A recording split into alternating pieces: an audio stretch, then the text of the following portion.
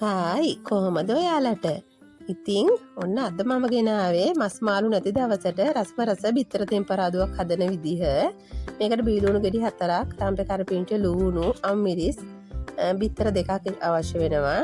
අපි මුලින්ම බීලුණු ටික සුද්ධ කරගෙන මේ වගේ චූටියට කපා ගමු. මේකට ලූණු වැඩි වෙන තරමට තමයි රස. මේ වගේ ඔක්කොම ටික කපා ගන්න. ඉතින් මස් මාළු අවශ්‍ය නැහැ. මේක හදාගත්තම හරිම රසයි, බත් කන්න පුළුවන්. මම භාජනය ලිපේ තියලා තෙල් ටිකක් දාලා තෙල් ටික රත් වෙද්දී අබ ටිකක් එකතු කරගත්තා. ඊට පස්සේ අපි කපාගත්ත බීලුණු, රම්පේ කරපිංච, අම්මිරිස් එකතු කරගෙන මේ වගේ හොඳට තෙල් එකේ බැදගමු. ඊට පස්සේ මම තලාගත්ත ඉඟුරු සුදු ලුණු ටිකක් තමයි එකතු කරගත්තේ. මේකට තව ඔයාට වැඩිපුර ගන්නත් පුළුවන් බීලුණු. ඔන්න මම බිත්තරයක් බලන්න කඩාගත්ත ඒක බිත්තරේ සවුත්තු වෙලා. බිත්තර එක එක කඩා ගන්නකොට තමයි ඒක අහුවෙන්නේ, නැත්නම් ඔක්කොම බිත්තර ටික විසි කරන්න වෙනවා. ඔන්න මම බිත්තර 2ක් එකතු කරගත්තා. ඔයාට මේකට වැඩිපුර බිත්තර එකතු කරගන්නත් පුළුවන්.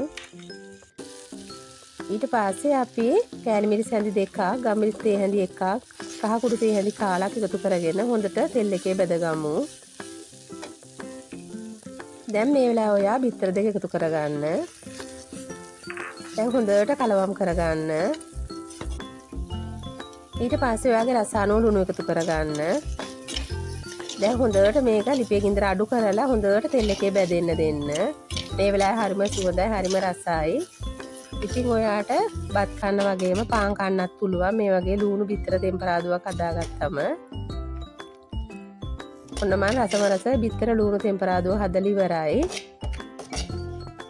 ඔයත් ඉතින් අනිවාර්යෙන් හදලා බලන්න. හදලා බලලා කොහොමද කියන්න අමතක කරන්න එපා. ලයික් එකක් දෙන්න, කමෙන්ට් එකක් දෙන්න, යාළුවෝ අතරේ ෂෙයා කරන්න. ඉතින් ආයෙ ලස්සන වීඩියෝ එකක් අරන් ඔයාලා හම්බ වෙන්න එන්නම්. අදට ගිහින් එන්නම්. මගේ වීඩියෝ එක නරඹුවාට බොහොම ස්තුතියි.